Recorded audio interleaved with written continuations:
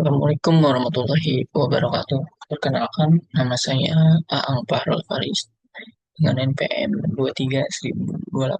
Di sini saya akan mempresentasikan tugas perbandingan hukum, yaitu hukum perlindungan data pribadi, studi komparatif GDPR, Uni Eropa, dan implementasinya di Indonesia.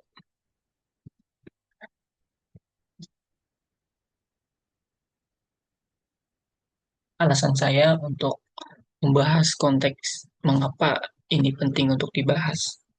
Dalam konteks global, era digitalisasi masih menghasilkan pertumbuhan eksponensial data pribadi, peningkatan kasus pelanggaran data, dan penyalahgunaan informasi pribadi, kebutuhan harmonisasi regulasi internasional untuk transaksi lintas negara, serta GDPR sebagai standar emas perlindungan data global sejak 2018.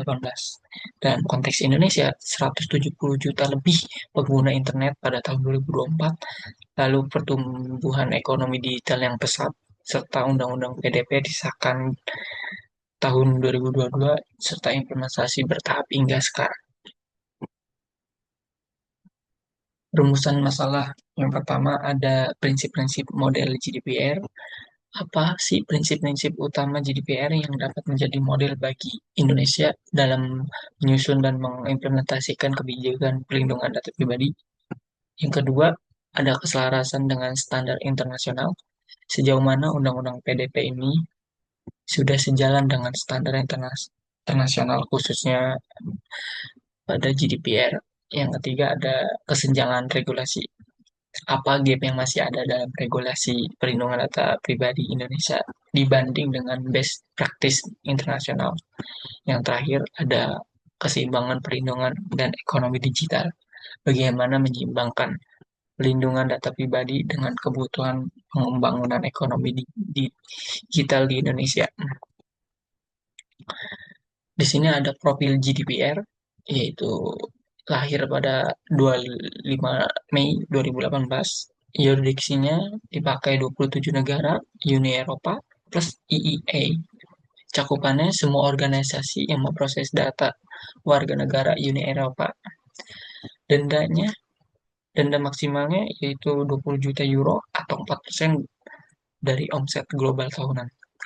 Dampak globalnya, GDPR telah menginspirasi lebih dari 120 negara untuk mengadopsi atau memperbarui undang-undang pelindungan data mereka, termasuk Brazil dengan LGPD-nya, California dengan CCPA-nya, dan Indonesia dengan undang-undang PDP-nya. Prinsip-prinsip dalam GDPR. Pertama ada prinsip lawfulness, fairness, and transparansi, yaitu pemrosesan data harus legal, adil, dan transparansi. Yang kedua ada prinsip purpose limitation, data dikumpulkan untuk tujuan spesifik dan legitimasi. Yang ketiga ada data minimization, hanya mengumpulkan data yang diperlukan. Yang keempat ada prinsip akurasi, data harus akurat dan up to date. Yang kelima ada prinsip storage limitation, penyimpanan data dibatasi sesuai kebutuhan. Dan keenam ada prinsip integrity dan confidentiality, keamanan dan kerahasiaan data harus terjaga. Yang terakhir ada prinsip accountability, organisasi harus bertanggung jawab penuh atas komplain. Hak-hak subjek dalam GDPR. Yang pertama ada hak informasi, hak mendapatkan informasi tentang pemrosesan data. Yang kedua ada right to access, itu hak mengakses data pribadi yang diproses. Yang ketiga ada right to rectification, yaitu hak memperbaiki data yang tidak akurat. Yaitu selanjutnya ada right to erasure, right to be forgotten, yaitu hak menghapus data. Yang selanjutnya ada right to restriction, yaitu hak membatasi pemrosesan data. Selanjutnya ada hak right to data portability, hak yang memindahkan data ke platform lain. Yang selanjutnya ada hak right to object, di mana hak menolak pemrosesan data tertentu. Yang terakhir ada hak right relate to automate decision making, yaitu hak terkait keputusan otomatis dan profiling.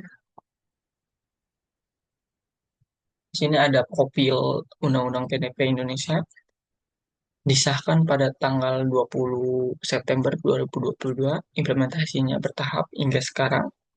Otoritasnya itu masih Kominfo. Yang keempat ada transaksi administrasinya yaitu maksimal 2% dari pendapatan tahunan. Cakupan Undang-Undang PDP ini pada bab 10 pasal 76 yang mengatur hak subjek data pribadi, pemrosesan data pribadi, transfer data lintas negara, serta penyelesaian sengketa dan sanksi. Di sini ada analisis komparatif antara GDPR dengan Undang-Undang PDP, yaitu di mana ada aspek tahun berlakunya. GDPR itu 2018, UU PDP itu 22 tahun 2022. Itu selanjutnya ada aspek otoritas.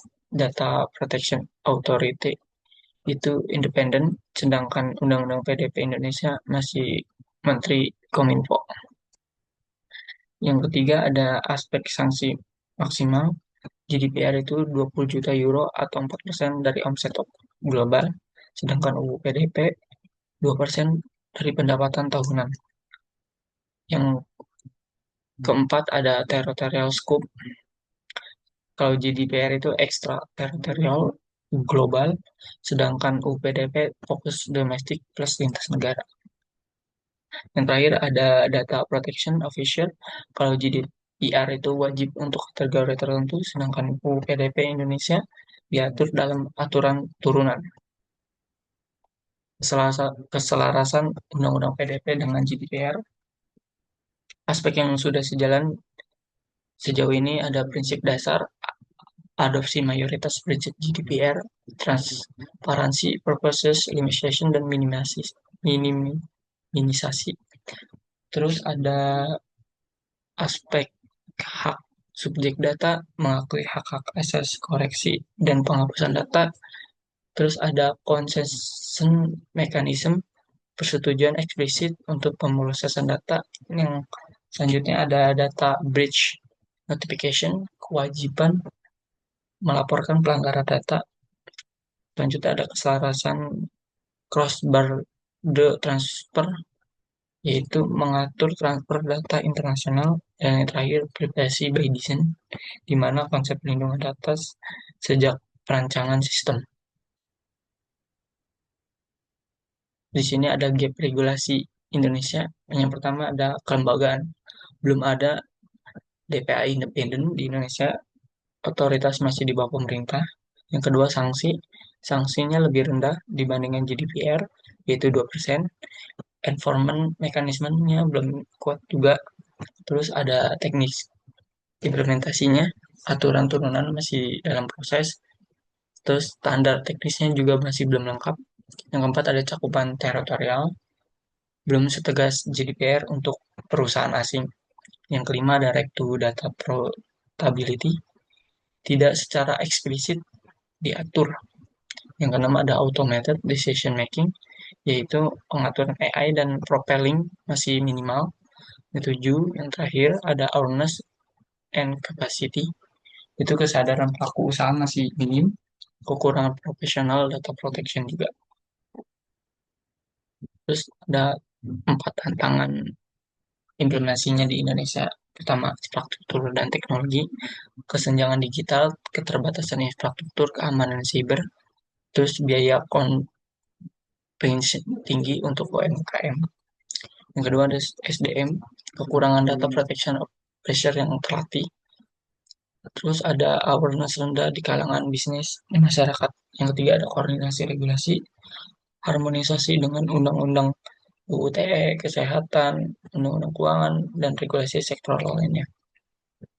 Yang keempat ada ekonomi digital, tekanan dari industri tech untuk regulasi yang lebih fleksibel, kebutuhan data untuk inovasi dan pertumbuhan ekonomi.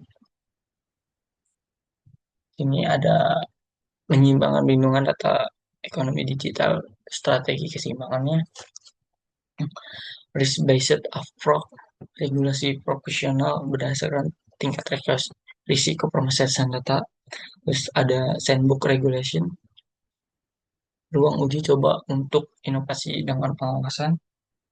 Ketiga ada differentiation compliance, persyaratan berbeda untuk UMKM antar korporasi besar. Terus ada data sharing framework, mekanisme berbagi data yang aman untuk riset dan inovasi. Terus selanjutnya ada capacity building, di mana program pelatihan dan sertifikasi massal. Dan yang terakhir ada public-private partnership, kolaborasi antar pemerintah dan swasta dalam implementasi. Prinsip kuncinya, perlindungan data bukan hanya hambatan tetapi enabler kepercayaan digital yang mendorong pertumbuhan ekonomi berkelanjutan. Rekomendasi kebijakannya untuk jangka pendek 1 sampai 2 tahun, percepatan data aturan turunan PP atau permen. Terus ada pembentukan DPA independen, program sosialisasi masif, sertifikasi DPO nasional. Terus untuk jangka menengahnya ada penguatan enforcement mechanism, terus ada harmonisasi dengan GDPR untuk adequacy decision. Yang ketiga ada pembangunan standar teknis nasional. Dan yang terakhir insentif untuk compliance. Jangka panjangnya integrasi penuh dengan standar nasional, internasional, pengaturan komprehensif AI dan emerging teknologi. Ketiga ada pembangun ekosistem data protection profesional. Yang terakhir ada menjadi hub pelindung data regional ASEAN. Kesimpulannya dari apa yang kita bahas, GDPR sebagai role model, prinsip-prinsip GDPR yaitu transparansi, accountability, data minimization itu sangat relevan dan applicable untuk konteks di Indonesia. Kedua, ada keselarasan positif. Undang-Undang PDP Indonesia sudah mengadopsi mayoritas konsep GDPR dengan penyesuaian konteks lokal. Terus ada gap signification. Ini kesenjangan masih terdapat kesenjangan dalam kelembagaan, enforcement, dan pengaturan teknologi emerging. emerging. Yang terakhir ada balance is key. Pelindungan data dan ekonomi digital bukan dikotomi, tetapi saling memperkuat melalui trust-based digital ekonomi. Implementasi efektif Undang-Undang PDP memerlukan komitmen multi-stakeholder, investasi, investasi infrastruktur, dan continuous adaptation terhadap perkembangan teknologi. Mungkin itu aja penyampaian materi dari saya. Kurang lebihnya mohon maaf. Kalau ada salah-salah kata atau penyampaian. Wassalamualaikum warahmatullahi wabarakatuh.